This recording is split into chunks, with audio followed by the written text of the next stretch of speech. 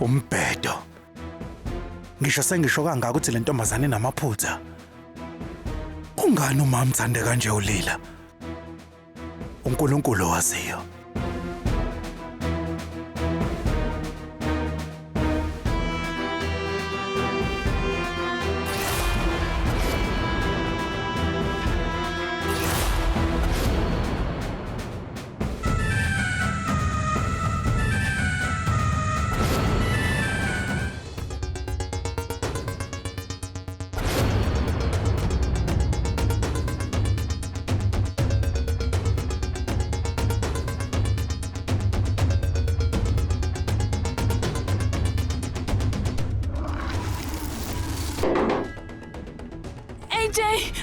AJ kani ngivulela umnyango uShweta.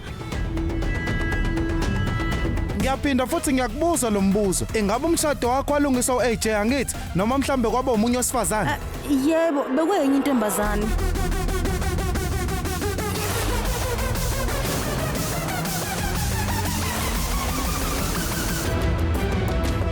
Omunye wesifazane? Ubani? Uba igama lakhe? uShweta. uShweta? Ngeke ngisakwazi ukubuka lento mina ngisawulanda uAJ. Weduka. Ubaba usendleleni. Inkosazana ulila, ungasitshela kodwa ukuthi uAJ kungani wakushada? Futhi uma ukuthi ushade wena, kuzokwenzakalani ngale ngintombazana? Uyazi angikulindele into efana naleyo ukuthi ngempela uAJ angenza into enjalo. Okusho ukuthi uAJ usayimoshela impilo yentombazana. Lalela. Ngicela lingasho lutho ngoAJ.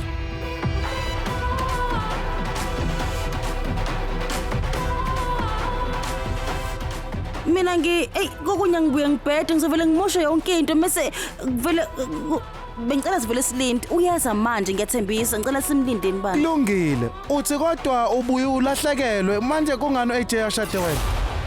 Waphakamisa igama lakho phambi kweintatheli. Ngakho ke lenye intombazane iqhamukaphi? uAJ uthole wathini mekhethe enye intombazane wabe seshade enye yena. Ingabe lokhu kuyamfanela? Ngiyabona ke usukhuluma umbhedo ke manje. Asangakhethe mina.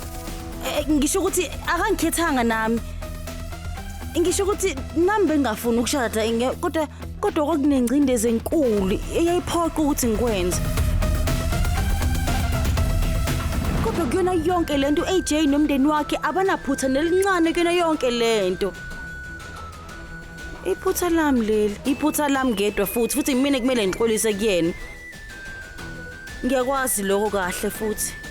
Mina angifanelekile ukushada nomuntu onjengoAJ kwakumele ngiqamba amanga kuAJ nomndeni wakhe. Abanaphutha inhlobo kuyona yonke lento. Imina ngifike nezinkinga lana. Le nkinga nje ngibaphe yona ayincane inhlobo kodwa ngiyathembisa ukuthi ngizosamukela noma isiphi isijeziso uAJ azokunikeza sona ngalento.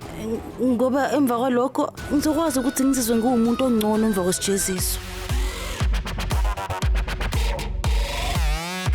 Mnumzane nawe ucabanga ukuthi ngabe unkosazana lila akakufanele? AJ ngabuye wakushada ngaphandle kwesifiso sakhe. Khalindi kuphelile konke manje. Manje uNkulunkulu kuphela wazi ukuthi AJ uzothini.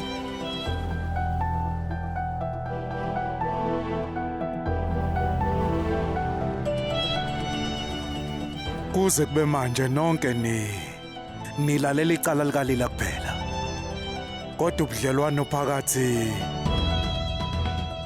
kwendoda nomfazi abukwazi ukukhethwa ngomuntu oyedwa. Manje uzama ukusitshela ukuthi konke lokho kushiwo inkosazana lila kwamanga nakancane. Yonke into ayishilo lila iyiqiniso. Kodwa amagama akhe angaba nomqondo wehlukile. Ilokhu ke engifuna ukunitshela nonke. Ulila yena ucabanga ukuthi akangifanele enhlobo mina. Kungenxa yeminyaka nesigaba kuso yena. Noma mhlamba akafanelekile. Kodwa kukho njalo. Akunasidingo ukuthi indoda nomfazi baze bafane. Uma ngabe sebeshadile.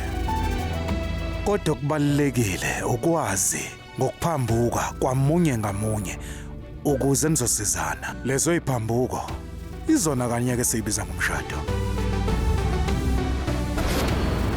Ulila yena uyakuqonda lokho. Kanti futhi ngiyajabula kulokho. Okubalekile ukuthi Ulila unenhliziyo emhlophe futhi inhliziyo yakhe inobubele kakhulu.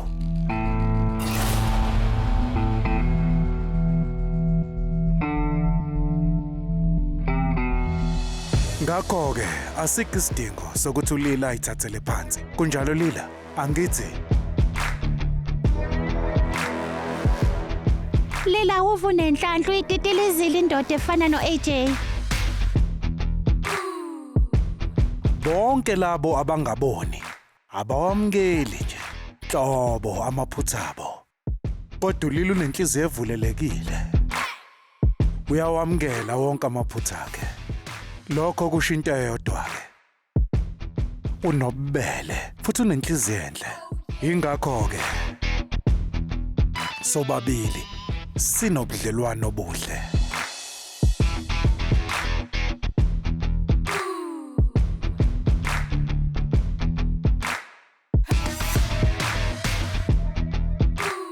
Futhi thina sidalelwene. Nkosazana Lila, u-AJ akuve khuluma kahle ngawe. Pho kungani uzizwa ngathi anifanelene nhlobo nobabili wena naye? Mnumzane AJ, unkosazana Lila usitshela kwehlukile kodwa. Utheo yena wakuphingela wasephinde yakushada. Akunjalo nkosazana, ikona ukutshela intatheli lokho. Ngiyazi ukuthi intombazane ebalekayo emcimbini wayo wehena mesihoxisa umshado wayo iphindi ikhohlisa wonke umuntu okhona. Izobizwa ngomkhohliso ovelela ngithi. Futhi u-AJ wathola ngoba sesibhekene emahlweni ukuthi mina lona ashada naye. AJ, ingabe unkosazana Lila ukhuluma iqiniso? Cela usitshele.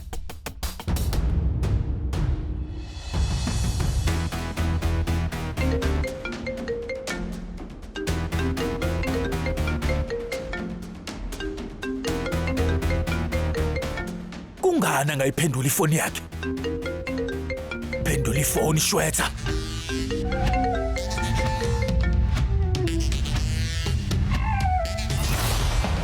Awuthi nginitshele. Kodwa ngaphambi kwalokho kunento ebalekile engifuna ukuthi nginitshele yona. Umfazi wami uyiciko eliphezulu. Uyathanda ukuperforma phambi kwabantu abaningi. Namhlanje ilokho kanye akwenzile. Uke wa performa phambi kwawo wonke umuntu. Kahle kahle bese ngishawe isikhathi kunokuthi aqhubeke alokhu enilindisa isikhathi eside. Ukhetha ukuthi aveleke anishukushumise nje kancane.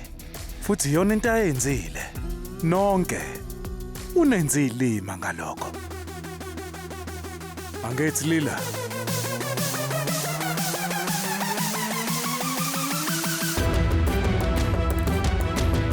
Kulomhlaba weindaba zethu ezisematheni.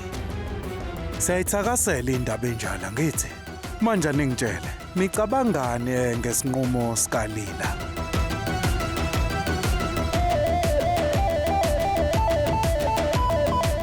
Okugcina ngifuna ukunitshela ukuthi mina noLila sijabule. Njengokuqonda kwempilo yami yonke, nobudlelwano bethu futhi nabo buqondile. Sijabule sindawonye futhi sithandana ezinhle.